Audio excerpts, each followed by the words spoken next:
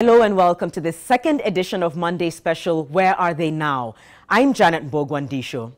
It was a story that sent shockwaves throughout the country. In 2014, lawyer Paul Magu, his wife, and their 3 children were all murdered in a bizarre case that remains unsolved. Andrew Magu, brother to the late Paul Magu, talked to us on Monday Special later that year and relayed the pain and frustration that his family was facing as they tried to resolve what happened.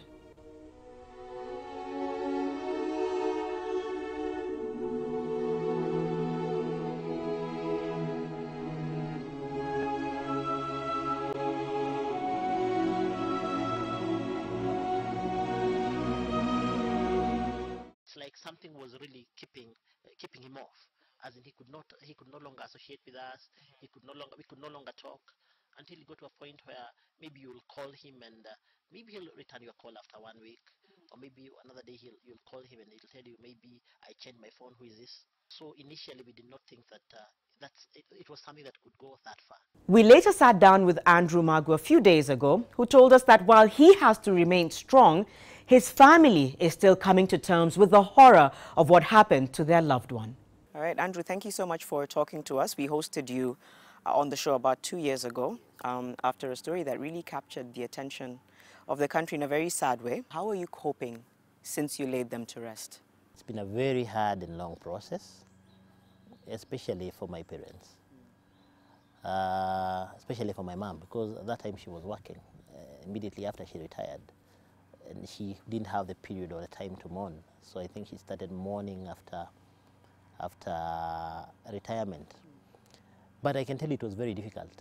Actually, for the first 1 year, you would wake up at night and start thinking of those things like every other day. And especially for me, who had to go through all that whole process of looking for the bodies, seeing the post-mortems being done, the burials, all those things. It was something very difficult. What is it that makes you say, okay, Andrew, it happened, and you have to move on? After that incident happened, I became something like the family could look upon. And even through the burial process, I had to act like I was very strong. Even as much as I was hurting inside and as much as it was difficult for me, I really had to be strong. Someone had to lead that whole process. And of course, when you're a leader, you have to show people the strong side of you. What do you miss most about your brother, your nieces and nephews? You know, my brother was someone we could look upon. To some extent, he's someone I used to look up to. The way he used to do things. He was a very brilliant person. And sometimes, let me say many times, I look at my eldest son and he looks like those kids. And sometimes you find yourself thinking about them and you ask yourself, what if it had not happened? What can you tell us about where the case is? You know, the word cult was being used. We kind of didn't really hear about the case after that. What are you able to tell us about where that's at right now? I can tell you the case is ongoing. And I think personally, maybe having been the main witness, I got to a point where I thought maybe I don't even need to be a witness anymore. Because how does it help? You know, it does not bring the dead people alive. I remember when we hosted you, you talked about small changes in your brother's unusual behavior. Do you wish you could have intervened then? Let me be very honest with you. You know, a lot of people misunderstood this whole thing. Some said it was a cult, maybe it was to some extent. Others said maybe it was a devil worshipper. Others linked us to devil worshipping. But I can tell you the main reason behind all these things is frustration out of being broke. He's someone who had a lot of money. But at some point, I think the money ran out and he had nowhere to turn to. I personally used to know that he's maybe going through some financial difficulties. But then you see, he's not the kind of person who would come and tell you, I'm going through ABCD. I still say, I wish he had told me.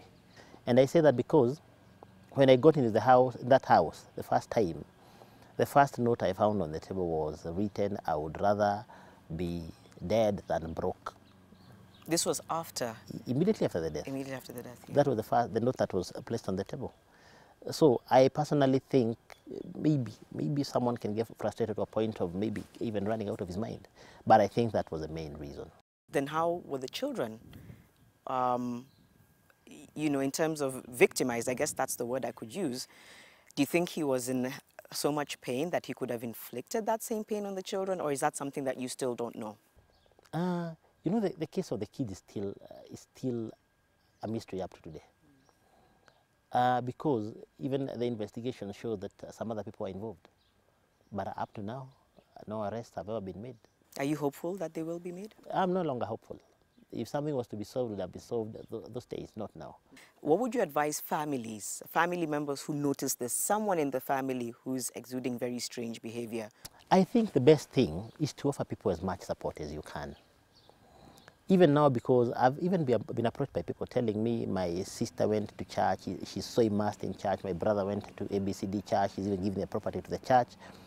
And I think the only thing you can do is try to support them. Try to understand from what the point they are coming, try to get into their shoes.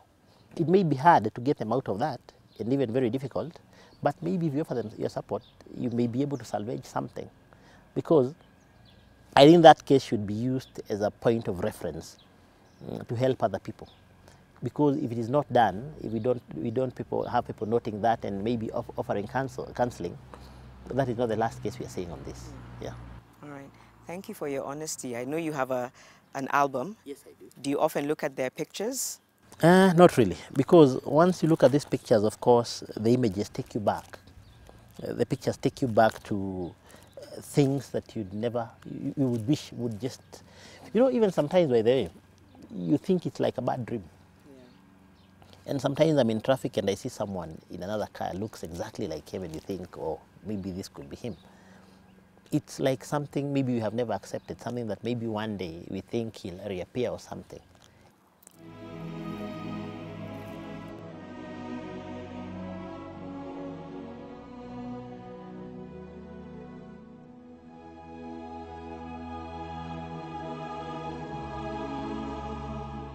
Andrew has said with finality that he would rather not discuss the case again, citing that they as a family would rather focus on moving on past the pain.